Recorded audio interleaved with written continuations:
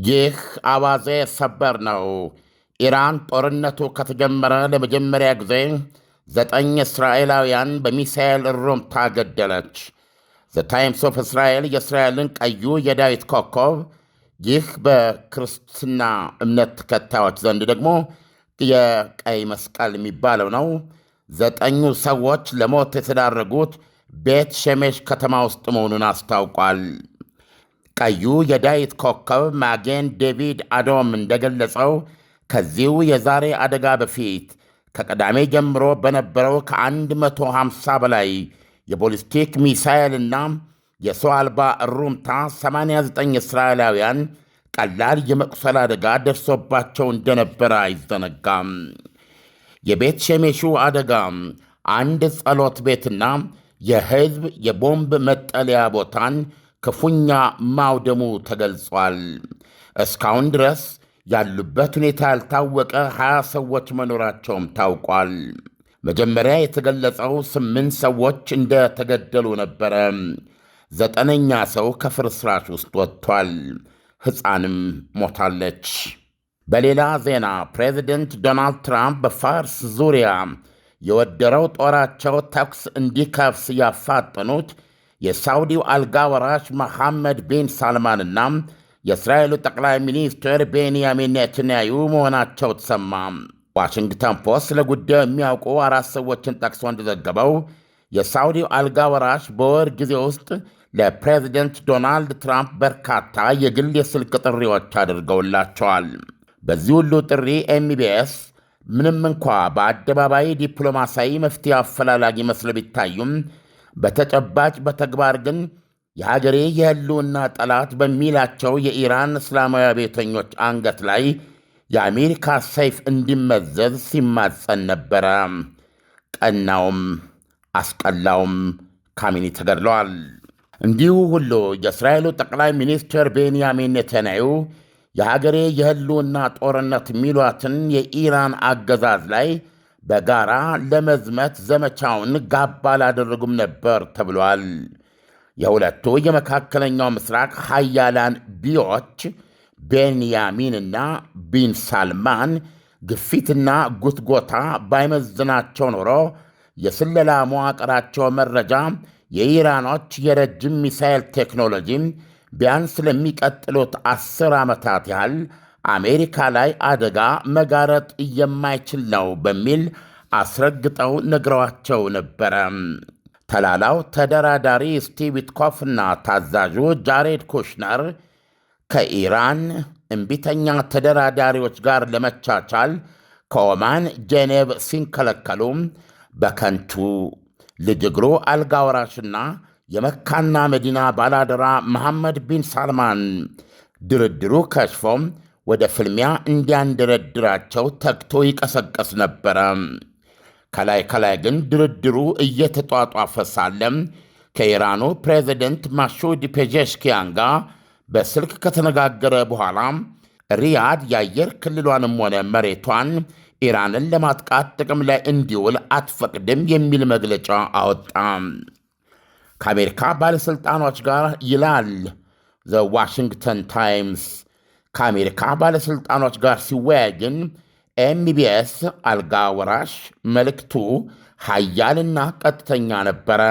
እንደ አውሮፓውያን አቆጣጠር ከ2003ቱ የኢራቅ ወረራ በኋላ በዐይነቱ የመጀመሪያ የሆነ የብረታ ብረት ሠራዊት ጭፍራ በቴህራን አንገት ዙሪያ ከገነባችሁ በኋላ በድርድሩ ውጤት ሰበብ ምክንያት ግንቡን አፍርሳችሁ ብትሄዱ ኢራን ከበፊቱም ባለፈና በባሰ መንጋውን የበተነ ተኩላ ሆና አይላ ትወጣለች ሲል ያስጠነቅቅ ነበረ። ይህንኑ የአልጋ ወራሹን ስሌት ወይም ቀመር ለማስረገጥ ባለፈው ጥር ወር ወደ ዋሽንግተን ያቀኑት መከላከያ ሚኒስትራቸው እና ወንድማቸው ካሊድ ቢን ሳልማን ከዋሽንግተን ባለሥልጣኖች ጋር በዝግ ባካሄዱት ውይይት ያስገነዘቡትም ይህንን ነበረ። ለጥፊ የተዘረጋ እጅ አይመለስም እያሉ በሺአ ሙስሊሞች የተሞላችውና በሱኒዎች የምትመራው ሳውዲ አረቢያ መካከል ያለው የከፋ ባላንጣነት በክልሉ በርካታ የውክልና ጦርነት እንዲጫር አድርጓል። ኢራኖች በሀገሪቱ የነዳጅ መሠረተ ልማት ላይ የቦሊስቲክ ሚሳይልና የሰው አልባ ውርጅብኝ እንዳያወርዱባት ሳውዲ አረቢያ ሁሌም ትጨነቃለች። በዚህም የተነሳ ኢራንን የደህንነቷ ቁጥር አንድ ጠላት አድርጋ ትቆጥራለች። ልትገላገለውም ትፈልጋለች። የፈለገችውን እያገኘች ይመስላል። ቅዳሜ እንደነጋ የሪፐብሊኳን አንገትና ራስ በቅጽበት ያጣችው ኢራን የበቀል ቁጣዋ የነደደው በሪያድም ላይ ነበረ። ቴህራን ሪያድም ላይ የጥፋት ዘንጓን ከሰማየ ሰማያት ወደ መሬት አወደቀች። የአልጋ ወራሹ ሳዑዲ አረቢያ ቁጣ እቶናዊ ነበረ። ኢራንን ለመጋፈጥ አልጋ ወራሹም ዓለም አቀፉ ማኅበረሰብ ሁሉንም አስፈላጊና ወሳኝ ያላቸውን እርምጃዎች እንዲወስድ ተጣራ በኢራኖች ላይ። ይህ ሁሉ ተቆጥሮና ተደምሮ ኢራኖች በሐሙሱ የጄኔቭ ድርድር ላይ እንዲህ እንዲያ እያሉ ዩራኒየም የማበልጸግ መብታቸውን አስጠብቀው የወደፊት ኒውክሌር ቦምብ ታጣቂነታቸውን እያለሙ እዚህና አሁን ግን ጨዋታ እየተጫወቱ ነው ብለው ስቲቭ ዊትኮፍና ጃሬድ ኩሽነር መደምደማቸውን ተከትለው ትራምፕ ቅዳሜ አፈነዱት። የአልጋ ወራሹና የጠቅላይ ሚኒስትር ቤንያሚን ኔታንያሁ ግፊት ምላሽ አገኘም። የውሳኔያቸው መሠረት የሆኑትን ከ1979 የኢራን እስላማዊ አብዮት ፍንዳታ ጀምሮ የሆነውን ኃጢአትና ስንክሳርም ዘረዘሩ። አብዮታቸው በ79 ሲፈነዳ 52 የአሜሪካ ኤምባሲ አባላትን ከዓመት በላይ በምርኮ ታጋች አድርጓል አሉ። በ1983 በፈረንጅ አቆጣጠር ነው በቀኝ እጃቸው ሄዝቦላ በኩል ኢራኖች ቤሩት ውስጥ ባካሄዱት የቦምብ ጥቃት 241 የአሜሪካ ባሕር ኃይል ወታደሮች የጦር ሰፈራቸውን 500 ኪሎ ግራም ቦምብ ጭኖ በገጨ ከባድ መኪና ፍንዳታ ተፈጁም። በዚህ ላይ ኢራን አሜሪካንን መምታት የሚችል ሚሳኤልና የኒውክሌር ቦምብ መሥራቷንም አላቋረጠችም። ስለዚህም አሉ ዶናልድ ትራምፕ ይህ ነገር ወደ አሜሪካም እየመጣ ነው ሲሉ ደመደሙ። የውሳኔያቸው መሠረት አደረጉ። በዛ መሠረት ነው የእስራኤልና የአሜሪካ ጣምራ ክንድ ቅዳሜ ንጋት ላይ የተዘረጋው። ኢሳይያስ ዘገባውን እንደሰማኸው ነው። እንግዲህ በሀገራት መካከል ስላሉት የአደባባይና ከመጋረጃ በስተጀርባ ግንኙነቶች፣ ስሜቶች፣ ፍላጎቶች፣ ደባዎች የሚያንጸባርቅ ነው። ይሄ በዚህ ክልል ብቻ አይደለም። የዓለም ስሪት እንደዚህ ነው። በተረፈ በእስራኤል በእውነት በአንድ ቀን ከፍተኛ የተባለ እልቂት ነው ያጋጥማት ማለት እችላለሁ። ከባለፈው የሰኔው ጦርነት ወዲህ እንኳ ብንመለከት በዚህ ደረጃ በአንድ ቀን በአንድ ቦታ 9 ሰዎችን አላጣችም። ኢሳያስ ዓለም ይሄ እጅግ በጣም የሚገርም ነው። ከአሁን ቀደም በዚህ መንገድ ኢራን እስራኤል ላይ ከፍተኛ ጥቃት ፈጽማለች ሊባል በማይችል መልኩ ነው ጥቃት የፈጸመችው። ይሄ መቼስ ለእስራኤላውያን ትልቅ ከባድ ሐዘን ነው የሚሆነው። በሌላ መልኩ ደግሞ ስንመለከተው ኢራን አሁንም ቢሆን ጥቃት እየፈጸመች ነው ያለችው። ጥቃቷን አላቆመችም። ለምሳሌ ያክል እንኳን ብንወስድ ዩኤኢን ብንወስድ የአየር እንቅስቃሴዋን አቁማለች። ይሄ ከሆነ አመራሩን እየሰጠ ያለው ማን ነው? አዲስ ሀገሪቷን የሚመራ ኃይል ሾመዋል ወይ? እንኳን ለአብይ ጾም በሰላም አደረሳችሁ ይላል ሁሌም በደንበኞቹ ተመስጋኝ የሆነው አፍሮ ሆሊላንድ አስጎብኚ። አሁንም እንደተለመደው የጌታችንን የፋሲካ በዓል አብረን እናክብር ይሎታል። ሕማማትን በጎልጎታ እንደ መስገድ፣ ትንሣኤውን በቦታው እንደ ማክበር፣ ጌታችን በተጠመቀበት በዮርዳኖስ እንደ መጠመቅና የጌታን ዳናዎች ለ13 ቀናት እንደ መርገጥ ምንኛ ደስ የሚል ነገር አለን። አፍሮ ሆሊላንድ አስጎብኝና የጉዞ ወኪል እነሆ እናንተም ከበረከቱ ተካፋዮች ሁኑ፣ ወላጅ ዘመዶቻችሁንም ጋብዛችሁ ተመረቁ ይላል። አድራሻ ቦሌ ሞርኒንግ ስታር ሞል ሁለተኛ ፎቅ ቁጥር 218፣ ስልክ 0988 181818፣ ዋትሳፕ 0930 01 1998 አፍሮ ሆሊላንድ። ፕሬዚደንቱ የሀገሪቱ አጠቃላይ የሀገሪቱ መሪ አይደለም። እንደ መስተዳድር መሪ የሀገሪቱ መሪ ቤዚካሊ በመንፈስም በአካልም መንፈሳዊ መሪ ነው። አሁን ግን መንፈሳዊ መሪ በሌሉበት ፕሬዚደንቱ የመንፈሳዊ መሪውን የሚተካ አስተዳደር ማቋቋም አለበት። በዛ መሰረት ጥያቄን ለመመለስ የኢራኑ ፕሬዚደንት አሁን እዚህ እንደማየው የካቢኔን የሚተካ ጊዜያዊ የአመራር ምክር ቤት ተቋቁሞ ስራ መጀመሩን ገልጸዋል። ስለዚህ የሀገሪቱ አመራር በዚህ ሁኔታ ነው የሚካሄደው። በዚህ ጊዜያዊ የምክር ቤት ውስጥ እነማን አባል እንደተደረጉ ለማየት እየሞከርኩ ነው። በስም አልተጠቀሱም ለጊዜው። ፕሬዚደንቱ እንዲህ የሚል መልእክት አስተላልፈዋል። የኢስላሚክ ሪፐብሊክ ኢራን ጦር ዊል ፎርስፉሊ ክራሽ ዘ ኤነሚስ ቤዝስ ይላል። የሪፐብሊኳ ጦር ኃይል የጠላትን ጦር ሰፈሮች በከፋ ኃይል ያነኩታል ወይም ይደመስሳል ብለዋልና በጣም በሚገርም ሁኔታ ቢያንስ ኢራኖች እስካሁን ድረስ ባለ ሁኔታ ያሉትን ቃላቸውን በተግባር እየዋሉ ነው። ኢሳያስ ምንም እንኳን ከክልላዊ ጦርነት እናደርገዋለን ባሉት መሰረት ከተኮሱባቸው ሀገራት በምላሹ የተተኮሰባቸው ነገር ባይኖርም አካባቢውን ግን አስጨናቂ ሁኔታ ውስጥ ከተውታል። ዛሬም ለምሳሌ ቅድም ያነሳው የተባበሩት አረብ ኤሚሬቶች ጉዳይ አቡዳቢ ላይ ከፍተኛ ፍንዳታ ነበረ። አንድ ዘመናዊ ሆቴል በራፍ ላይ ነው የፈነዳው። 4 ሰው ነው የቆሰለው። እንደገና ዛሬም እንደዚሁ የመንፈሳዊ መሪውን ሞት እወጃ ተከትሎ ሚሳኤል ተኩሰዋል። ያልተተኮሰበት አካባቢ የለም በስካሁኑ። እንደዚሁም የዚህ የበቀል ጥቃት የተኩስ ሩምታ ነው እስራኤል ቤት ሸሜሽ ያረፈውና የሰማውን እጅግ የሚዘገንን በአንድ ቦታ 9 እስራኤላውያንን የገደለው ማለት ነው። 20 እስራኤላውያን ያሉበት ሁኔታ አልታወቀም። የከንቲባው ሞተዋል ለማለት ሳይሆን የደረሱበት አላወቅንም ነው የሚሉትና ስለዚህ ዞሮ ዞሮ አደጋ ውስጥም ሊሆኑ ይችላሉ እነዚህ 20 ሰዎች እና ከመካከላቸው ደግሞ ሌሎች የቆሰሉ 20 ሰዎች አሉ። የፍንዳታው መጠን ሚሳኤሉ እንዳረፈ ነው የምገነዘበው። በመከላከያ ሚሳኤል ተመቶ የተሸረፈ አይመስለኝም፣ ወይም እንደዚህ ብለው አልገለጹም። ስለዚህ ሙሉ በሙሉ ያረፈ ሚሳኤል መሆን አለበት።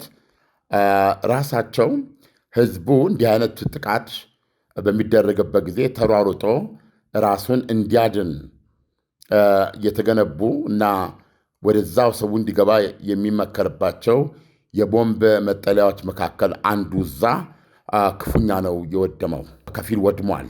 እንዲሁም አንድ ጸሎት ቤት እንደዚህ ወድሟል። እንግዲህ ራሱ የቦምብ መጠለያው በዛ ደረጃ መውደሙ ምን ያህል ከባድ እንደሆነ የሚሳኤሉን መገንዘብ ትችላለህ። እና በጣም እርግጠኛ ነኝ ሙሉ አረሩ በቀጥታ ከሰማይ መጥቶ ከሱ ከአካባቢው ጋር ተጋጅቷል የሚል ነው። እና ይህን ስትመለከት ኢራኖቹ በዚህ ደረጃ ቀጥለዋል።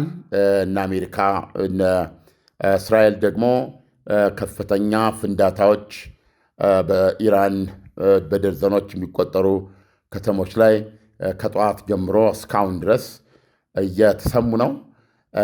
ምንድን ነበር ዓላማቸው? ምን ደብድበዋል? የሚለውን የምንመለከተውና ለአድማጮቻችን የምናቀርበው ይሆናል። አሁን ባለኝ መረጃ ግን የሚገርምህ ኢራኖች አሁን በዚህ ሰዓት እንኳ እጃቸው ላይ 2500 ቦሊስቲክ ሚሳይል እንዳለ ነው የታመነው። ከሆነ ስውር ቦታ ሆነው ደግሞ እስካሁን ለእስራኤልም ሆነ ለአሜሪካ ሊገለጥ ባልቻለ ቦታ ሆነው የሚሳኤል ምርታቸውን እያፋጠኑ መሆኑን ነው የሚገልጸው ዜናው። ዓለም አሜሪካና እስራኤል ኢራን ለፈጸመችው ጥቃት አጸፋዊ ምላሽ እየሰጡ ነው ወይ? በዚህ ሰዓት ከሰጡስ ደግሞ የት አካባቢ ምን አይነትስ ጥቃት ነው የተፈጸመው? አንዳንድ መረጃዎች ደርሰው ከሆነ እሱን እንድትተነትልኝ ፈልጌ ነው። ታላቅ ቅናሽ በፕላቲኒየም ፕሮፐርቲ አድቫይዘርስ በተመረጡ ሎኬሽኖች ሳር ቤት አፍሪካ ህብረትና ቡልጋሪያ ላይ ከ70 እስከ 95% የተጠናቀቁ አፓርትመንቶችን የባንክ ብድር አመሻሽተን እነሆ እናንተን የቤት ባለቤት ልናደርጋችሁ ነው። የተናጥል ካርታ የተዘጋጀለት በካሬ በ90 ሺህ ብር ብቻ በቡልጋሪያ አይሲኤል ጀርባ። በተጨማሪም ቡልጋሪያ መብራት ጋር 90% የተጠናቀቀ ባለ 2 እና ባለ 3 መኝታ ሙሉ ለሙሉ ፊኒሺንግን ጨርሰን የምናስረክባችሁ ሲሆን በካሬ በ115 ሺህ ብር ብቻ የምንሸጠው አፓርትመንት ይሆናል። በዲፕሎማቶች መንደር ሳር ቤት አፍሪካ ህብረት ፊት ለፊት እጅግ ቅንጡ አፓርትመንትም በግንባታ ላይ ነው። ለጥቂት ቀናት በሚቆየው ቅናሽ ተጠቃሚ ይሁኑ። ለበለጠ መረጃ በ0940 14 43 43 እንዲሁም በ0909 50 0050 ይደውሉ። ፕላቲኒየም ፕሮፐርቲ አድቫይዘርስ። ደሱ ይመጣሉ። አንድ ነገር ግን መገንዘብ ያስፈልጋል። ኢራን በጣም ሰፊ ሀገር ነች። ካላጋነንኩ የእስራኤልን 40 ወይም 50 በመቶ እጥፍ ትሆናለች ስፋቷ። ሁለተኛ ኢራን ከዓለማችን ቁጥር 1 ሀብታም ሀገሮች ናት። የገንዘብ አጠቃቀሟ ነው እንጂ ኢራን ከፍተኛ የነዳጅና የተፈጥሮ ጋዝ ክምችት ያላት እና ከዚህ የሚገኙትን በቢሊዮን ዶላሮች ለዚህ ለተባለው ዓላማ የምታውን ነች። ዛሬ ኢራናውያን ራበኝ ጠማኝ የሚሉት አንዱ ምክንያት የኢራን አብዮተኞች ያላቋረጠ ዘመቻ ላይ ስለሆኑ ነው። ስለዚህ የሚሳኤሉ የህልውናቸው ሰይፍ ነው። ስለዚህ አሁንም ዘገባው የሚለው ሳምሄር የሆነ የተደበቀ ቦታ ላይ ከከፈቷቸው ማምረቻዎች ብዙ ማምረቻ ቦታ ነው ያላቸው። አሁንም ሚሳኤሎች ቶሎ ቶሎ እያመረቱ ነው። 2500 ሚሳኤል ደግሞ በእጃቸው አለ የሚል ነው። ይሄ ራሱ ለሚቀጥሉት በርካታ ቀናት ያዋጋቸዋል ማለት ነው እና ስትራቴጂያቸው በዚህ ሁኔታ እስራኤል ላይ እንዲህ አይነት ተደጋጋሚ ጉዳት ማድረስ ቢችሉ እስራኤል እስከምን ድረስ ነው ጉዳት መሸከም የምትችለው? እንግዲህ ምዕራባውያን ደግሞ እንደምታውቀው መስዋዕትነት ላይ ሴንሲቲቭ ናቸው። ስለዚህ አሁን የጦርነት ከተከፈተ በኋላ እንኳ ከ200 በላይ ኢራናውያን አልቀዋል። እሱ ብቻ አይደለም፣ መንፈሳዊ መሪ ራሳቸው ተሰውተዋል። እንደ ከመላ ቤተሰቦቻቸው ጋር ማለት ይችላል። የጦር አዛዦች የሞቱ አሉ። ይሄ ሁሉ ተደምሮ ትልቁ አሁን ኢራን እየተዋጋችበት ያለው ስልት ብዙ በመግደል ሳይሆን የዚህ አቅም የላትም። የዚህ የበላይነት በእስራኤሎች የተወሰደ ነው እና የኢራን የአየር ክልል አሁን በሩ ክፍት ሆኗል እና ያለምንም ስጋት ነው እየገቡ የሚመርጡት። ኢላማ አናቱ ላይ ነው እየጣሉ ያሉት ፈንጂውን። አሁን ይህን በማድረግ የሚያስመዘግቡት ድምሰሳ አይደለም አሁን የኢራኖች የውጊያ ስልት እና ይሄን ድምሰሳ ይሄን ድብደባ ተቋቁመው እስራኤል ላይ ሊያስቆጥሯት በሚችሉት ጉዳት፣ ፔይን፣ ህመም ምክንያት ባሸነፍ ነው እና ትልቁ የውጊያ ስልታቸው ብዙ መከራና ህመም መቻል እና ትንሽ ህመም እየበዛች የምትሄድ ህመም ጠላት ላይ ማስቆጠር ነው። ምክንያቱም እንደ ዲሞክራሲያዊ ሀገሮች በተለይ ደግሞ አሁን እስራኤልን ብትመለከት ያ ማህበረሰብ ጦርነት ውስጥ ያለ ነው። በጣም ትንሽ ሀገር ናት። ዜጎች በዚህ በቦምብ ውስጥ በመጠለል እና ደግሞ መከላከያቸው በፍጥነት የጠላትን እስትንፋስ በመቁረጥ ነው እስካሁን የቆዩትና ኢራኖች በዚህ ጦርነት ፍሬ ሊያፈሩ ሆን ብለው የተነሱት ማራቶን ትንፋሽ ለመያዝ ነው። አየህ፣ በእስራኤልም ሆነ በአሜሪካ ኃይል ወዲያውኑና በቅጽበት ትንፋሻቸው ሳይቆረጥ እስላይክ የማራቶን ሩጫ ማለት ነው። ያን ርቀት መሄድ ከቻሉ እስራኤልና አሜሪካ ቀድሞ ይዝላሉ ነው። እዳዝም ማተር እኛ ስንት ቦትን ስንት ወደመ ይሄን አይደለም የሚያስቡት ኢራኖች። እኛ ምን ያህል በጥቂትም ቢሆን እየተደመረ የሚሄድና በህብረተሰቡ ውስጥ መሰላቸትና ቁጣ ሊያስነሳ የሚችል ፖይንት ላይ እንደርሳለን። ጦርነት በሆነ መንገድ ይቁም የሚል ግፊት እንፈጥራለን የሚል ነው ሂሳባቸው። እና በዚህ ሂሳብ ላይ መድረስ ከቻሉ እንደምንምና እንደማንም ብለው ከዛ በኋላ ከኢራኖች ጋር ጦርነት ቢታስብ አይሆንም ነው። ዲተረንስ ፈጠርን ማለት ነው ብለው ነው የሚያምኑት። እና በትክክል አሁን የሚታየኝ ይሄ ነው። ግን ጦርነቱ ከተጀመረ ገና 24 ሰዓት ነው ኢሳያስ፣ 48 ሰዓት እንኳ አልሞላም። እና ስለ አስተያየት ለመስጠት ጊዜው ገና ነው። ዓለም የኢራን ስትራቴጂካዊ አካሄድ እጅግ በጣም የሚገርም ነው። የሆርሙዝ ሰርጥን እዘጋለሁ ባለችው መሰረት የሆርሙዝ ሰርጥን ለመዝጋት ተንቀሳቅሳለች። ይሄ ምን ያህል ተሳክቶላታል? ዘግተዋለች ወይ? እንቅስቃሴዋስ እንዴት ነው? እስካሁን ድረስ ኢራኖች እንደሚዘጉ በገለጹት መሰረት ነው። እርግጠኛ ለመሆን በሆርሙዝ ሰርጥ ላይ የመርከቦች እንቅስቃሴ በዛሬው ዕለት ስለመኖሩ ወይም ስላለመኖሩ ዘገባ አላነበብኩም ኢሳያስ። ነገር ግን ኢራኖች በዚህ በኩል እንዳትመጡ የሚል ማስጠንቀቂያ በእስላማዊ ዘቡ በኩል እየሰጡ ስለነበረ የባህር ኢንሹራንስ ሰጪዎችም ይህንን ጥሶ በጦርነት መሃል እንዲተላለፉ ፈቃደኛ አይሆኑምና እና የሆርሙዝ ሰርጥ የመታነቅ ሁኔታም እያደር ጦርነቱ እስከቀጠለ እውነት እየሆነ የሚሄድ ነው። ስለዚህ የግድ በእስራኤልና በአሜሪካ በኩል የሚሰጡ ወታደራዊ ክንዋኔዎች ማብራሪያን መጠበቅ ያስፈልጋል። ኢሳያስ ዓለም ኢራን ባሰበችው መንገድ እየተንቀሳቀሰች ነው። በዚህም መሰረት ደግሞ የአንዳንድ ሀገሮችን የአየር ክልል ዘግታለች ማለት ይቻላል፣ ወይም እንቅስቃሴያቸውን አቁመዋል። ይሄ ማለት ደግሞ ሆርሙዝን ደግሞ ከዘጋች ባሰበችው መንገድ እስካሁን ድረስ እንግዲህ የአሜሪካ ይዞታዎች ላይ ባለቻቸው ላይ እየተኮሰች ነው። እሷ ላይ የሚወሰዱ የአጸፋ እርምጃዎች ከነዚህ ሀገራት በኩል የለም። ነገር ግን ዞሮ ዞሮ የአሜሪካና የእስራኤል ውጊያ የኢራንን የመተኮስ አቅም ለማጥፋት ነው። ስለዚህ ይህንን ያውቃሉ በአካባቢ ያሉ ሀገሮች። ምናልባት ግን ይህ ሁኔታ ለስንት ቀን የሚቀጥል ነው እሱን ማየት ያስፈልጋል የምንለው ለዚህ ነው። ገና 48 ሰዓት እንኳ አልተዋጉም። በዚህ ላይ መነሻ ሆኖ መደምደም አይቻልም። ግን እነዚህ ነገሮች አሁን የምናወራው ከሳምንት በኋላ ቢሆን ብዙ ኪሳራዎች በዓለም ላይም በነዳጅ ዋጋ ላይም በነዚህ ነዳጅ ላኪ ጎረቤት ሀገሮች ላይም ቢሆን ጫናው የከበደና የጦርነቱ ሰለባ የሚያደርጋቸው ነው እና ምን ያህል ታግሰው ይቆያሉ የሚል ጥያቄም የሚያስነሳ ነው። ዶናልድ ትራምፕ እያባሳችሁት ከሄዳችሁት በሚያስፈራ ሌላ አቅምና ጉልበት እመታችኋለሁ ብለዋል። ስለዚህ አሁን ያየነው የምድራችን ሌላ ኃያል ሀገርና የመካከለኛው ምስራቅ ኃያል እስራኤል ተጣምረው እስካሁን ድረስ የኢራኖችን የሚሳኤል ላንቃ መዝጋት አልቻሉም። ዓለም ለዛሬው ትንታኔ ከወዲሁ አመሰግናለሁ። መልካም ምሽት ይሁንልን። መልካም ምሽት። ታላቅ ቅናሽ በፕላቲኒየም ፕሮፐርቲ አድቫይዘርስ በተመረጡ ሎኬሽኖች ሳር ቤት አፍሪካ ህብረትና ቡልጋሪያ ላይ ከ70 እስከ 95% የተጠናቀቁ አፓርትመንቶችን የባንክ ብድር አመሻሽተን እነሆ እናንተን የቤት ባለቤት ልናደርጋችሁ ነው። የተናጥል ካርታ የተዘጋጀለት በካሬ በ90 ሺህ ብር ብቻ በቡልጋሪያ አይሲኤል ጀርባ።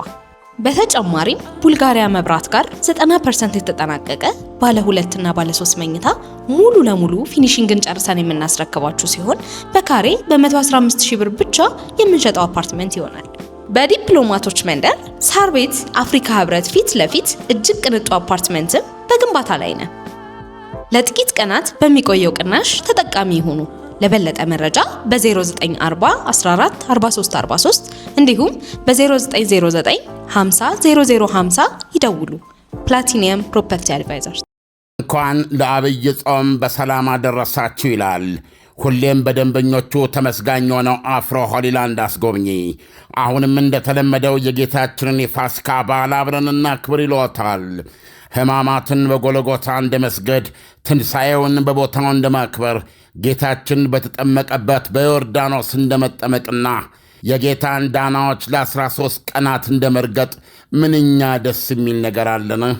አፍሮ ሆሊላንድ አስጎብኝና የጉዞ ወኪል እነሆ እናንተም ከበረከቱ ተካፋዮች ሁኑ፣ ወላጅ ዘመዶቻችሁንም ጋብዛችሁ ተመረቁ ይላል።